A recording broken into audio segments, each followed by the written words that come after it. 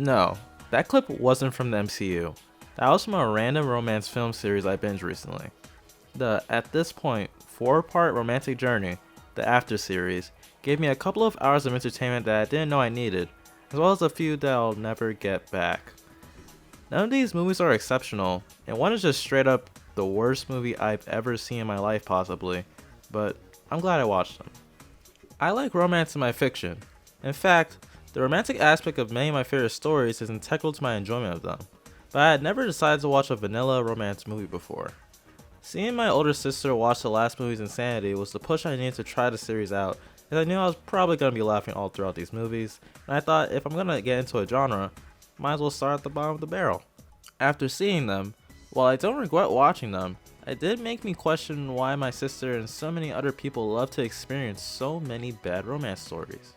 It also reminded me that one of me and my sister's favorite guilty pleasures, but honestly not guilty because the show is good, Miraculous Ladybug, has romance that is genuinely kind of baffling, but has hooked the both of us for years. It's not a romance show entirely, so it's probably not the greatest example of what bad romance looks like in a televised format, but I'm going to talk about it anyway. So, using these two series, I'll examine how bad romance can be so appealing in both the formats of an adult movie series and a multiple seasons long superhero kids show that just so happens to have a questionable romance. Also, before this video gets going, please subscribe, hit the like button, and follow me on Twitter for more opinions at Bernalysis. This channel covers a wide variety of media, so you'll never know what's coming next, but you can be sure it's quality content. I don't expect anyone clicking on this video to be completely familiar with both of these series. Fans of these two series are coming from completely different demographics after all. So, I will explain these series' romantic premises to the best of my ability, with After first up. This 4-part romantic saga initially starts off pretty typical, basically being the archetypal story of a good, quote-unquote mature teenage girl meeting the damaged, bad rich boy who the girl views as an escape, while the bad boy desperately clings to the girl to account for a lack of stability in his life. In the first movie, the girl, Tessa, already has a boyfriend who she grew up with that is a bit possessive and freaking snitches on her that she went to a college party to her own surprisingly shaming mother, but she still cherishes him due to their familiarity. So, a bit of the conflict in this movie is derived from whether or not Tessa will fall for the great disaster that is Hardin, and cheat on insert boyfriend's name who I forgot to put in the script. Obviously, she does, cause how else would there be a quadrilogy of movies about these two if she didn't? What's surprising is that Tessa gives Hardin the time of day to begin with, since he gives off a creepy and incredibly rude first impression to her.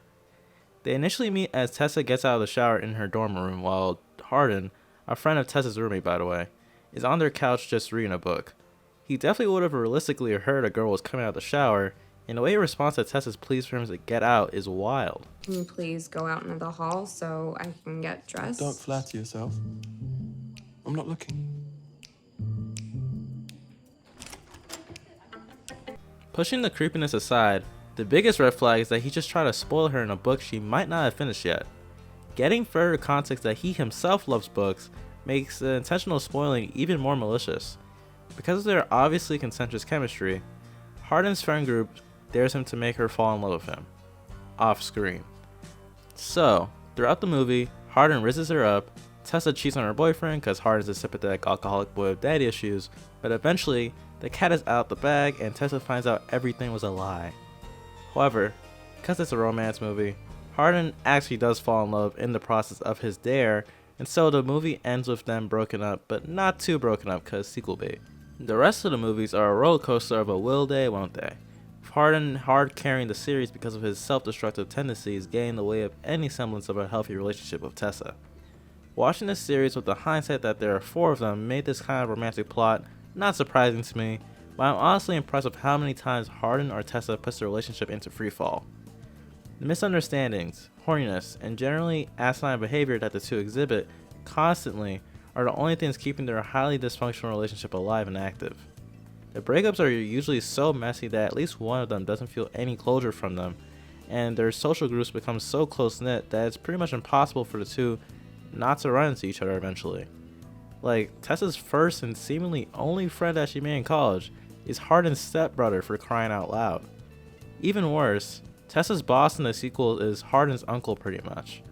The writers were honestly kind of big brain for putting these connections. From what I've said so far about After, it sounds like Hardin kinda keeps the relationship going with all of his ties to Tessa, but I failed to mention that Tessa is pretty much the enabler in all of this. Hardin gives her plenty of reasons to leave.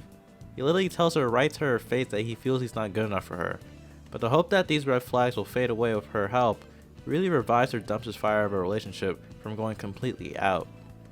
Very smart, totally not creepy when you think about it. Freudian psychology is also written into her character in the second half of the series, with it being revealed that her father is a drug addict.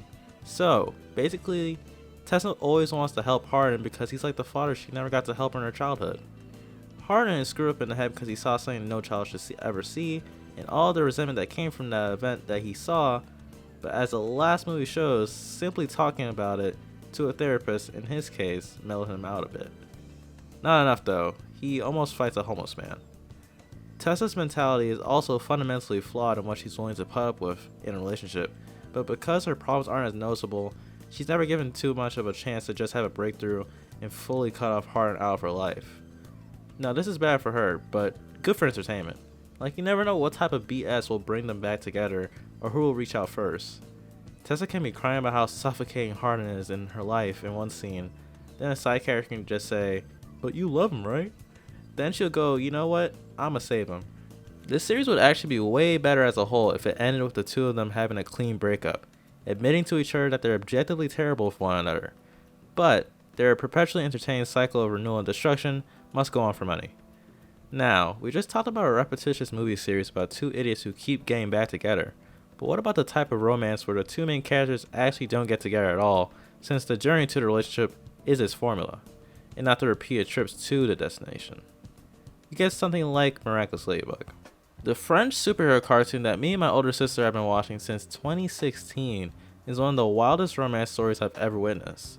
This show will occasionally upend the status quo just to make you think that the show is actually going to change in a substantial way, but then proceed to reuse a villain from season 1. Characters will borderline confess in the season finale, but then in the next season, characters will pretend that never happened. These characters are not the brightest emotionally, so much so that they don't know who's best for them. Initially, the only real romantic intrigue came from our protagonist, Miraculous Ladybug, aka Marinette, and our deuteragonist slash best character, Cat Noir, aka Adrian. The premise between their love story is that Marinette loves but honestly just obsesses over Adrian, but he's in love with Miraculous Ladybug. So, they like each other but only certain sides of both. Marinette is a very frustrating protagonist to follow for a romance. She's an up-and-coming fashion designer, a baker, and is in a band. She isn't academically dumb, I think. I swear the characters never have any grades. She's an admittedly great superhero who pulls through with the most big brain plans ever. She has a pretty large group of friends and has a loving family. So it baffles me that this girl exhibits such degenerate behavior around Adrian for so long. Like, pictures all over her bedroom, a treasure chest of Adrian stuff, the whole gambit. There's plenty of episodes where her best friend will try to push her to just act normal around him, but even if she does, she reverts back to groupie behavior the next episode. She doesn't behave this way around other guys, so why does she behave this way around him? Well, Adrian's a rich boy who's famous for his modeling. This somewhat explains her behavior, as I can imagine if, like, Timothy Chalamet transferred to my school, there'd be plenty of obsessed girls in his classes, but they have been in the same friend group for like 5 seasons. Like, there's no excuses after a certain point. To put that info into more perspective, she's been socially inept around this guy for over 100 episodes. In real life, that'd be at least 3 or 4 months since most of the episodes take place in a day or two. Moving on from roasting Marinette, I'll shine light on the character that keeps the sensual romance from being torture, Adrian. The way Adrian, or in his particular romantic circumstances, Cat Noir, handles having a crush is the complete opposite of how Marinette does. This guy is a serial flirter. He is throwing jokes at Ladybug 24/7 even when they're about to die. He teeters the line between flirting and harassment, honestly. But Marinette is like literally a stalker, so no one's innocent here. Also, his problematic behavior was addressed in season 4, so at least there's that. Just like Marinette, I don't feel like Adrian's crush is all too interesting either, but it makes a bit more sense in my opinion. Certain sides of Adrian's personality are repressed in his daily life, and he takes superheroics as an escape in a way, where he can say whatever he pleases without the same societal expectations and restrictions present in his home life under his deadbeat father, who was actually the main antagonist, as well as his work life as a model, which was chosen for him, again by his father. Being a hero is something he does out of the goodness of his heart, but also because he actually enjoys it out of his own free will. So, being able to share this precious side of himself with someone on a regular basis who happens to be an extremely smart and capable hero who accepts him for who he is despite his flaws would naturally be attractive to an insecure teenager. Too bad his crush is kind of an a-hole at times, especially in season 4. Just look at this clip. This is criminal. Ladybug and Cat Noir are made for each other. I guess ice cream, just like tabloids, can be wrong sometimes.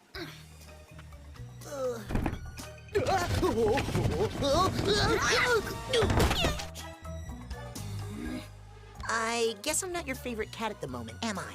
I swear, Ladybug was the antagonist of this season.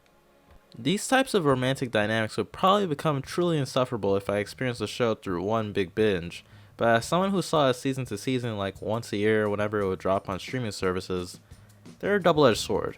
The show is very formulaic in pretty much all aspects, not just the romance, but when it breaks the formula, adds to it, or even gets obscenely close to the whole series' status quo being upended, it's highly entertaining.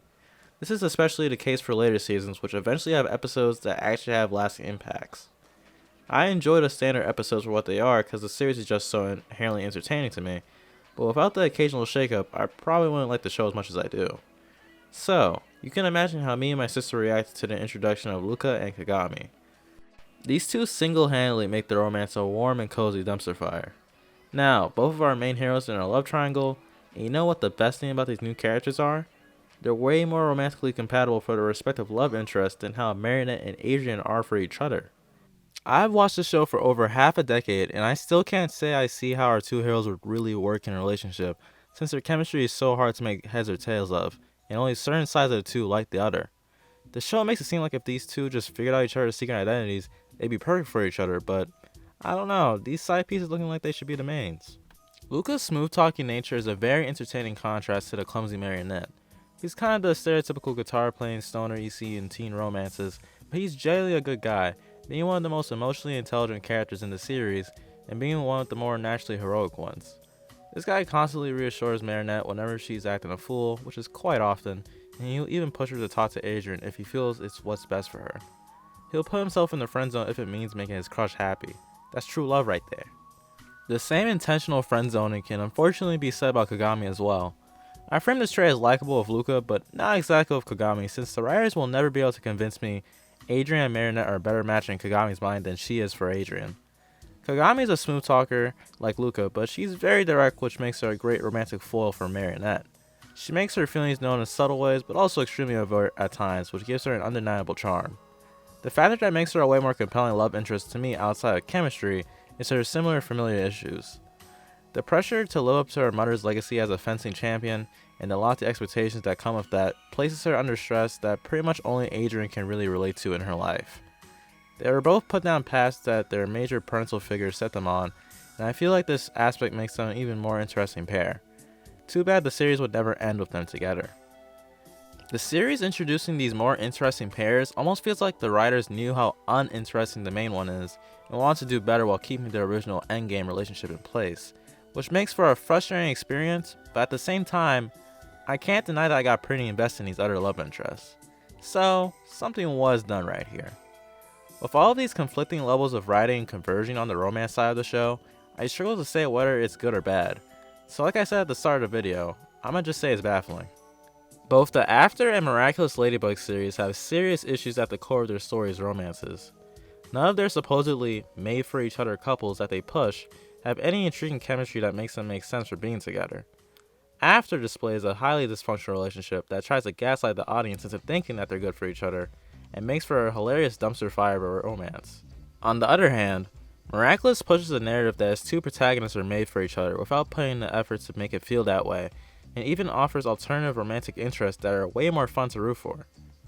Through experiencing After and being a fan of Miraculous Ladybug, I've come to learn that bad romances have the appeal of being so obviously flawed that watching them can be highly engaging.